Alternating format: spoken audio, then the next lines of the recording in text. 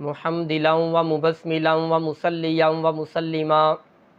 محترم سامعین اور ناظرین، آج 5واں پارہ شروع ہو رہا ہے۔ اللہ رب ذوالجلال فرماتے ہیں وَأُحِلَّ لَكُم مَّا وَرَاءَ ذَلِكُمْ أَن تَبْتَغُوا بِأَمْوَالِكُمْ مُحْصِنِينَ غَيْرَ مُسَافِحِينَ۔ چوتھے پارے کے آخر میں اللہ رب ذوالجلال نے ان عورتوں کو ذکر کیا تھا جن کے ساتھ نکاح کرنا جائز نہیں ہے۔ اب 5ویں پارے کے شروع میں اللہ تعالیٰ نے ان عورتوں کو بیان کیا ہے جن کے ساتھ نکاح کرنا جائز اور حلال ہے۔ یہ بات ذہن میں بٹھا لیں کہ نکاح سے مقصود پاک دامنی ہے، نہ کہ صرف شہوت کو پورا کرنا۔ نکاح کے لیے ایجاب اور قبول، 2 گواہ اور حق مہر کا ہونا ضروری ہے۔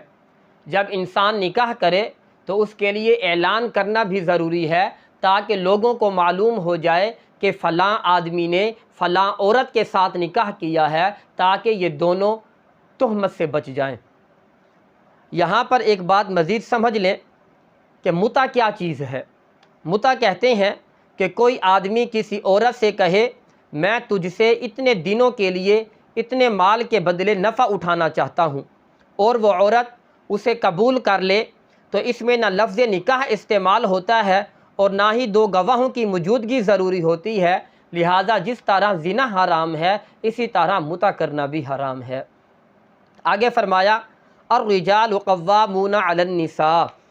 مرد کو اللہ تعالیٰ نے عورت پر فضیلت دی ہے، اس پر حاکم مقرر کیا ہے۔ اس کی 2 وجوہات ہیں۔ پہلی وجہ کہ عورت کے تمام اخراجات مرد کے ذمے ہیں۔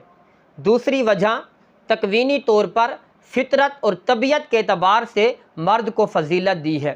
یہ بات ذہن نشین کر لیں کہ یہ ضابطہ عام مردوں اور عام عورتوں کے لیے ہے۔ ہاں، بسا اوقات ایسا ہوتا ہے کہ کوئی عورت علم اور جسمانی طاقت اور قوت کے اعتبار سے مرد سے آگے بڑھ جاتی ہے، تو یہ اس ضابطے کے خلاف نہیں ہے۔ آگے فرمایا فَعِظُوهُنَّ وَاهْجُرُوهُنَّ فِي الْمَضَاجِعِ وَاضْرِبُوهُنَّ۔ اگر کبھی بیوی نافرمان اور سرکش بن جائے تو اس کی اصلاح کے لیے شریعت نے 3 طریقے بتلائے ہیں۔ پہلا طریقہ، اسے سمجھایا جائے، نافرمانی کی وجہ سے برے انجام سے آگاہ کیا جائے۔ دوسرا طریقہ، اگر سمجھانے سے اصلاح نہ ہو تو اس سے بستر الگ کر دیا جائے۔ تیسرا طریقہ، اس کے بعد بھی سرکشی ختم نہ ہو تو شرعی حدود میں رہتے ہوئے اس کو مناسب سزا دی جائے۔ آگے فرمایا وَإِن كُنتُم مَّرْضَىٰ أَوْ عَلَىٰ سَفَرٍ أَوْ جَاءَ أَحَدٌ مِّنكُم مِّنَ الْغَائِطِ أَوْ لَامَسْتُمُ النِّسَاءَ۔ یہاں طہارت کے مسائل بیان فرمائے ہیں۔ مثلاً جب نماز پڑھنی ہو یا قرآن کریم کو ہاتھ لگانا ہو یا کوئی ایسا مسئلہ جہاں طہارت کی ضرورت ہو تو وہاں وضو کرنا ضروری ہے۔ بعض حالات ایسے ہیں جہاں پر غسل کرنا فرض ہے۔ مثلاً آدمی کو احتلام ہو جائے یا اپنی بیوی سے ملاقات کرے تو غسل جنابت فرض ہو جاتا ہے۔ اسی طرح عورت حیض و نفاس سے پاک ہو تو اس پر بھی غسل فرض ہو جاتا ہے۔ آگے فرمایا فَلَمْ تَجِدُوا مَاءً فَتَيَمَّمُوا صَعِيدًا طَيِّبًا۔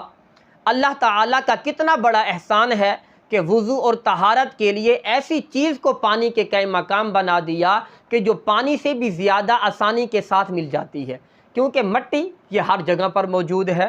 اور یہ بات ذہن نشین کر لیں کہ یہ تیمم صرف امت محمدیہ صلی اللہ علیہ وسلم کی خصوصیت ہے، کسی اور امت کے لیے یہ نعمت نہیں تھی۔ آگے فرمایا ان اللہ یأمرکم ان تؤدوا الامانات الی اہلھا۔ اس آیت کا شان نزول تو خاص واقعہ ہے کہ ہجرت سے پہلے عثمان بن طلحہ کے پاس بیت اللہ کی چابی تھی۔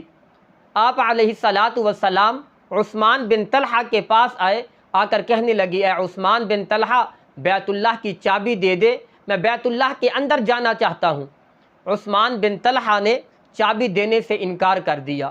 اس وقت آپ علیہ السلام نے ارشاد فرمایا اے عثمان بن طلحہ، ایک وقت ایسا آئے گا کہ یہ بیت اللہ کی چابی میرے پاس ہوگی، اس وقت میں محمد جس کو چاہوں گا دوں گا۔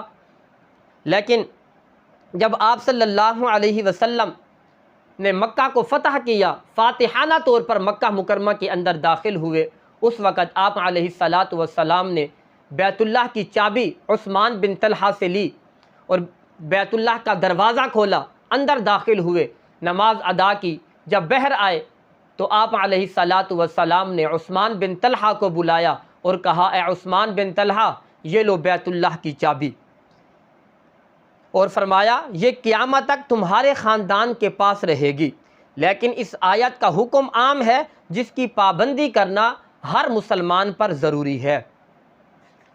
آگے فرمایا یا ایھا الذین آمنوا اطیعوا اللہ واطیعوا الرسول واولی الامر منکم۔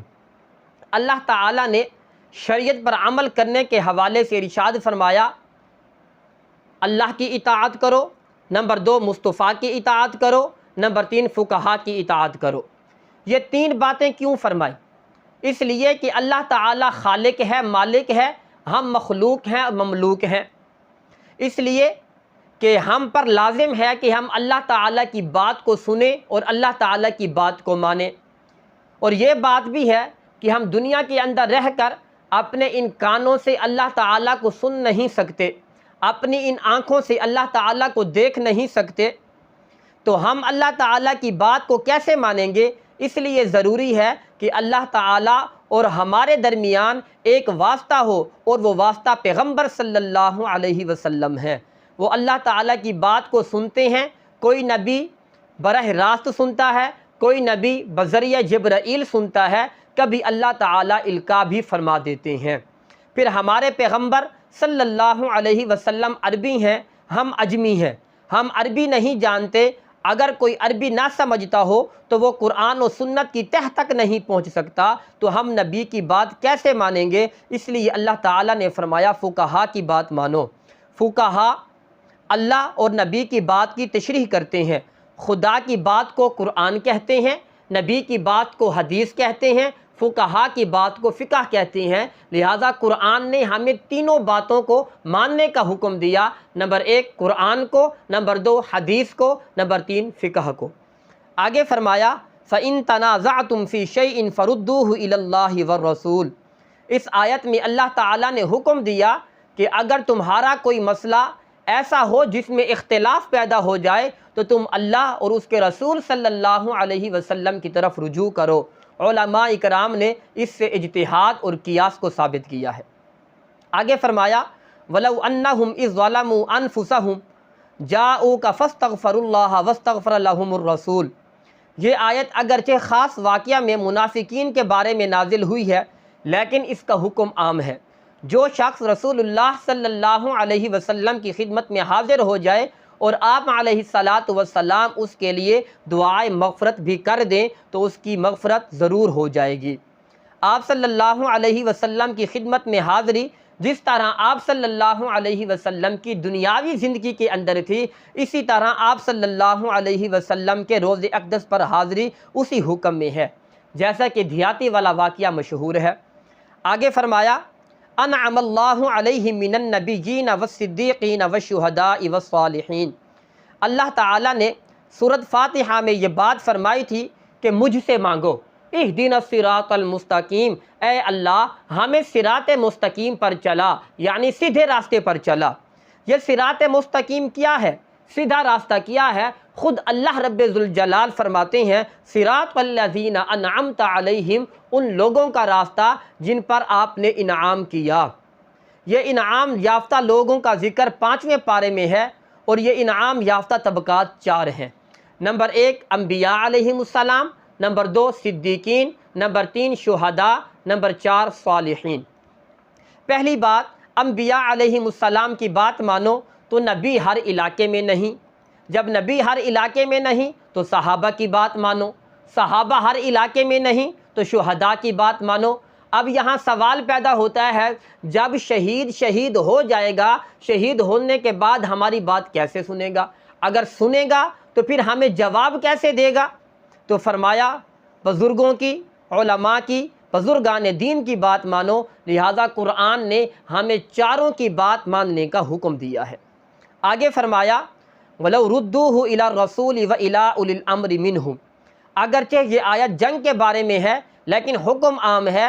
جن مسائل میں کوئی نص نہ ہو تو ان کے احکام کے حل کے لیے 2 طرف رجوع کرنے کا حکم دیا۔ نمبر 1 رسول اللہ صلی اللہ علیہ وسلم اگر موجود ہیں تو ان کی طرف رجوع کر کے مسئلہ حل کروائیں۔ اگر آپ علیہ الصلاۃ والسلام موجود نہیں ہیں تو پھر علماء فقہا کی طرف رجوع کر کے مسئلہ حل کروائیں۔ آگے فرمایا وما کان لمؤمن ان یقتل مؤمنا الا خطأ، اللہ تعالیٰ نے قتل کے احکام بیان فرمائے کہ مسلمان کی شان کے لائق نہیں کہ کسی دوسرے مسلمان کو قتل کرے مگر غلطی سے۔ اولاً قتل کی دو قسمیں ہیں، نمبر 1 قتل عمد، نمبر 2 قتل خطا۔ پھر یہاں قتل خطا کی 3 صورتیں بیان کی ہیں۔ پہلی صورت، مومن قتل ہو جائے تو قاتل پر دیت اور کفارہ لازم ہوگا۔ دیت کی مقدار احادیث مبارکہ میں بیان کی گئی ہے۔ نمبر 2، اگر کوئی مسلمان دار الحرب میں رہتا ہو، اسے غلطی سے قتل کر دیا جائے تو صرف کفارہ لازم ہوگا۔ نمبر 3، اگر کوئی ذمی کو قتل کر دے تو اس میں بھی قاتل پر کفارہ اور دیت لازم ہوگی۔ آگے فرمایا وَإِذَا ضَرَبْتُمْ فِي الْأَرْضِ فَلَيْسَ عَلَيْكُمْ جُنَاحٌ أَن تَقْصُرُوا مِنَ الصَّلَاةِ، گزشتہ آیات میں جہاد اور ہجرت کا بیان تھا، کیونکہ ان دونوں میں خوف اور خطرے کا سامنا ہوتا ہے، جس کی وجہ سے صلاۃ الخوف اور قصر کی نوبت پیش آتی ہے۔ اس لیے یہاں پر صلاۃ خوف اور صلاۃ قصر کا ذکر کیا ہے۔ ان کی تفصیلات کے لیے کتب فقہ اور علماء کرام سے رجوع فرمائیں۔ آگے فرمایا وَمَن يُشَاقِقِ الرَّسُولَ مِن بَعْدِ مَا تَبَيَّنَ لَهُمُ الْهُدَىٰ وَيَتَّبِعْ غَيْرَ سَبِيلِ الْمُؤْمِنِينَ نُوَلِّهِ مَا تَوَلَّىٰ وَنُصْلِهِ جَهَنَّمَ، اس آیت میں دو چیزوں کو بڑا جرم اور دخول جہنم کا سبب قرار دیا گیا ہے۔ وہ دو چیزیں کون سی ہیں؟ نمبر 1، مخالفت رسول صلی اللہ علیہ وسلم، اور یہ زہر ہے کہ مخالفت رسول کفر اور بہت بڑا جرم ہے۔ نمبر 2، جس کام پر سب مسلمان متفق ہوں اس کو چھوڑ کر اس کے خلاف کوئی اور راستہ اختیار کرنا، اس سے معلوم ہوا کہ اجماع امت حجت ہے۔ آگے فرمایا مذبذبین بین ذالک لا الہ ہؤلاء ولا الہ ہؤلاء، اللہ تعالیٰ نے منافقین کی حالت بیان فرمائی ہے کہ منافقین نہ ادھر کے ہوتے ہیں نہ ادھر کے ہوتے ہیں، درمیان میں پھنسے پڑے ہوتے ہیں۔ اگر اس طرف کوئی فائدہ دیکھتے ہیں تو اس طرف بھاگ کر چلے جاتے ہیں، اگر اس طرف کوئی فائدہ دیکھتے ہیں تو اس طرف بھاگ کر چلے آتے ہیں۔ منافقین درمیان میں اٹکے رہتے ہیں۔ آگے فرمایا ما یفعل اللہ بعذابکم ان شکرتم وآمنتم، 5ویں پارے کے آخر میں اللہ تعالیٰ نے بہت پیاری بات ارشاد فرمائی ہے، اگر تمہارا عقیدہ ٹھیک ہو، اللہ تعالیٰ کی نعمتوں پر شکر کرو، اللہ تعالیٰ تمہیں عذاب کیوں دے گا؟ معلوم ہوا کہ اللہ تعالیٰ کے عذاب سے بچنے کے لیے ان دو چیزوں کا ہونا ضروری ہے۔